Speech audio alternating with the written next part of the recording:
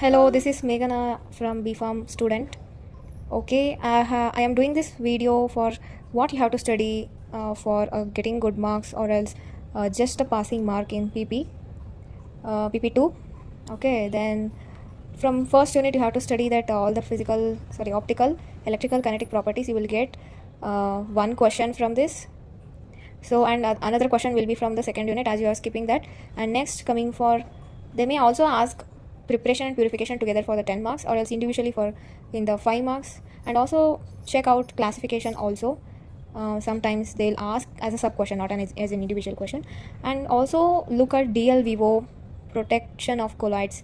Also you can just take the screenshot of it. I hope you have taken it. I'll just continue my explanation. And I'm skipping the second unit going for the third unit, that is suspension and emulsion. Both of them are coming for 10 as well as 5 marks.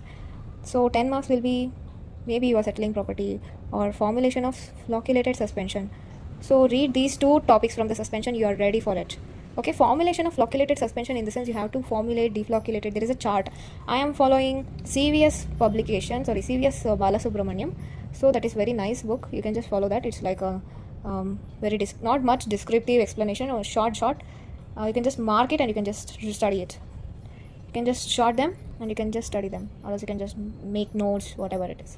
And coming for this again, formulation, you should study that what deflocculated and flocculated suspension formulation. And settling property, it is sedimentation rate and flocculation. Sedimentation rate and something is there, sedimentation and degree of flocculation, both are there. So if you read these two things under suspension, it's done. And coming for emulsion, that is theory of emulsion and factors influencing stability of emulsion. Why I am including this topic, because they will ask about the stability of emulsion. In stability of emulsion you have to read that factors influencing, means the particle size, viscosity, and what are the parameters should be controlled to in order to make the emulsion stable, those things. And instability reason, that is phase inversion, coalescence, creaming, cracking, those things are also sometimes repeated. So make sure you don't forget all these things. Importantly, don't forget this theory of emulsion. And coming for micromeritics, that is the fourth unit, that is starts from here, I guess. Okay, it is like you have to study fundamental properties. We know that it is fundamental properties and derived properties. From fundamental properties you have to study particle size and particle surface area. In particle size determination you have to study optical microscopy method and sieving method and sedimentation method and conductivity method, that is also called as counter-Coulter method. And coming for surface area, you can just take the screenshot of it. There is nowhere mentioned, I guess, so you can just take the screenshot or you can just study it. Okay, these are the 4 methods. In 10 marks they'll ask individually. For the 5 marks they'll ask for 10 marks completely. You have to explain all these things. So coming for particle surface area that is specific surface. So there are 2 methods, air absorption and air permeability method. Have seen this for 5 marks 2 times, so you better read this. Okay, and also the absorption method also.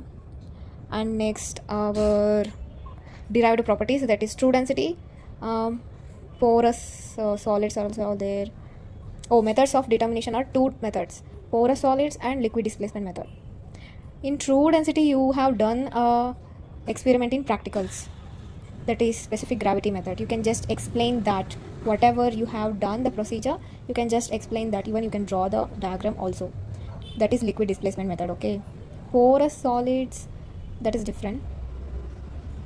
No, porous solids only you are finding out. Okay, the method is liquid displacement method. Okay, that is only one method, okay, given in the textbook. That is only one method. Okay, coming for granular density, that is also given that one method is there, not like method, it is given a formula and some stuffs are there in it. You can just refer in the textbook. But most of all they have asked these 3 things. These 3 things are important. Okay, bulk density, porosity, they ask explain the derived properties, list the derived properties and explain them, like that they'll ask. So you just thorough with all these things, it's better, it's easy, you have done with practicals itself. Granular density also nothing to explain, there is a formula and there is a method, so you can just study that itself.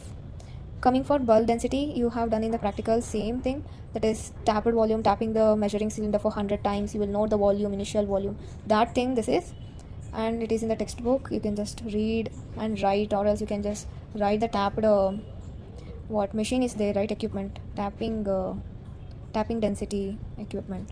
So you can just write that also when draw the diagram. And next, coming for porosity with application, sometimes they have asked, so you can just refer. I have written the page number also, you can just refer that. And flow property, that is our angle of repose, that is for 5 marks. So this is about the micromeritics. Okay, each of the topic they will ask in 5 marks individually. So these are the things. And coming for fifth unit,